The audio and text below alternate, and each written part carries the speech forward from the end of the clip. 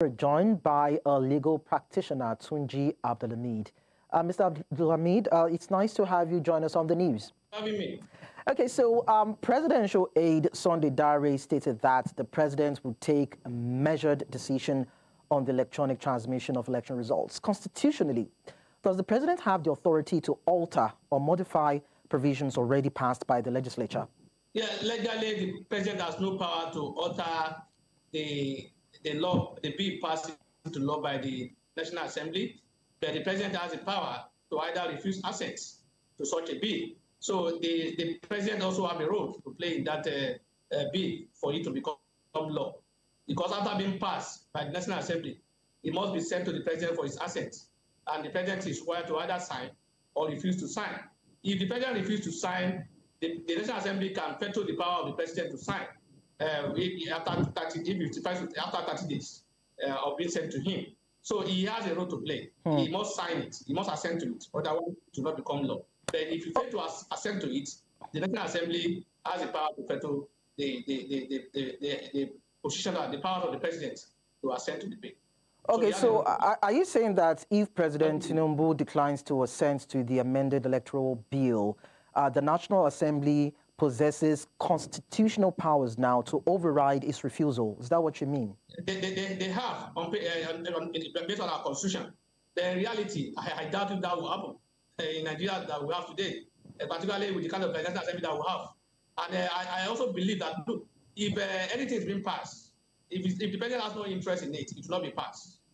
So if it's passed, that means it's in line with the interest of the president. So if it's not passed, probably the president has no interest in it. In fact, Mr. Sunday Dare that is speaking today, if by tomorrow, Mr. President said, look, I am in support of real-time transmission of results, you see them, they will change their position. They will align with the president and say, yes, that is the best thing to do. That they will even praise the president as an achievement.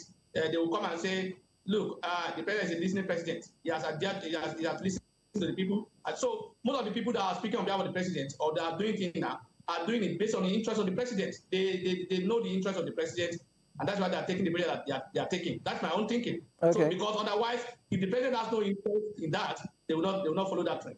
Okay, so as per the clause, are there any legitimate constitutional, maybe political or administrative grounds that could justify the presidency withholding assent to a bill providing for electronic transmission of results? There is no guideline in the law that says these are the things the president must consider.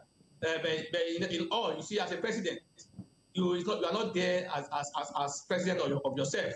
So the interest of the nation must be your interest. So if you have the interest of the nation, and the National Assembly has passed a bill, except you are saying that you are bringing out a genuine excuse, then if you refuse, that will be justified. But the president, not being a rubber stamp, can also say, look, this is not good for us. This is not good for the citizen. Maybe the president sees that he may see that a National Assembly member trying to help themselves or even do things that's contrary to the interest of the people. The president can say, look, I'm not going to sign. The president can also, based on his own personal interest, refuse to sign because there's no guideline in the law as to why the president must refuse or why must not refuse. So the only thing is I have a discretion as to what to do. So if it's satisfied, it's approved. If it doesn't satisfy, you say no. So is that in itself? It's that in itself not flawed when we don't have a provision that expressly backs what the people want, because we've seen a cross-section of Nigerians protest and say they want real-time electronic transmission of results, a clause that is included in the Electoral Act. So if the National Assembly in some way aligns with the position of the president, which might be against the people, shouldn't there be a law that, expressly and, sacrosanctly says that the will of the people should prevail over a matter of national interest? Yeah, that should be the position. But unfortunately, those are the National Assembly are the only people who can pass that bill. So if they are saying this is what they pass, the only thing we can do is to protest and say, look, we're not going to agree. We're not going to accept this. So, but we record them and say they're not doing our bidding. So, but if they decide to do it the way they like, and then nobody's challenging it, so be it. Because Tunji Abdulhameed, I'm not a member of the National Assembly. I cannot pass any bill. I cannot send any bill to the president. So they are the representative of the people. And in real time, they are supposed to be acting based on the interest of the people. But what we see most time is that they act based on their own personal interest. Most time, this debate we are talking about now, I'm not aware that majority of the senators or out of rep member will go to their constituents and ask them what their opinion is about it. They just their own interest and personal interest of it. And I believe what is happening based on the Senate position and even the House of Representatives position may be controlled by the president. I will not be surprised if the position of the House of Reps also if they change their own position as well, based on if they realize that the president is not interested in that area they are going. So that's the problem we have in our country. We have people who don't align with people. They align with the people, president or the party. So party interest and the president's interest is what they see as most important to them. So unfortunately, that's the kind of country that we have. And unfortunately, again, the president is aware that the National Assembly will now have the mind to veto his power. So otherwise, if the National Assembly has decided to follow the people and they pass a bill and the president refuses to sign it, what they need to refuse to sign it. What they need to do is also to veto it. But unfortunately, that will not happen in our National Assembly that we have today. Okay, permit me to ask, Abdulhameed, permit me to ask, what does Nigeria stand to lose if that particular clause, e-transmission of results, is finally included and ratified? The only thing we'll gain is transparency, confidence in the electoral system. So although what they are giving as an excuse, as far as I'm concerned, is even some of them should be ashamed of themselves. That a sitting governor for 2 years, for 2 terms, a senator saying that his community does not have a veto, and he's been there for years, and he's not doing anything to facilitate that in his community. That kind of person should be ashamed. But those are the excuses they are giving. So it will only give us transparency, and it will also give more belief in the minds of the people as to the system that we're operating. People have lost confidence in our electoral system. So if you have transparency, people will believe more in it, and that's what we are going to get. So I do not see much to lose in that if that thing is there.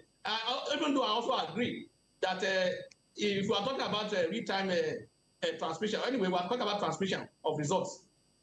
Okay, so finally, before I let you go, Mr. Abdulhameed, now, in the broader interest of democratic integrity and, should I say, national stability, what course of action would best reflect constitutional responsibility and, of course, democratic principles regarding this amended electoral bill, whether or not the president decides to append a signature on it? If the president refuses to sign it, that means it's not a law. It cannot be enforced. So it must be signed. If it's not signed, if you want it to be signed, what we need to do is to, as a citizen, is not to leave it to the National Assembly alone and the president alone.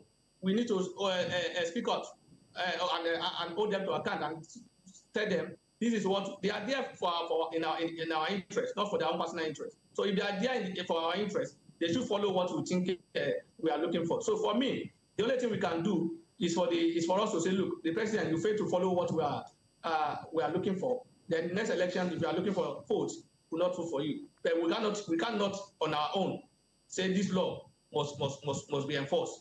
If it's not enforced, if it's not passed by the National Assembly and it's not signed by the president, that is our law. Okay. They are the only people who can. The National Assembly can pass the bill. The president must sign it. Even if it's passed by the National Assembly and it's not signed, it's not a law.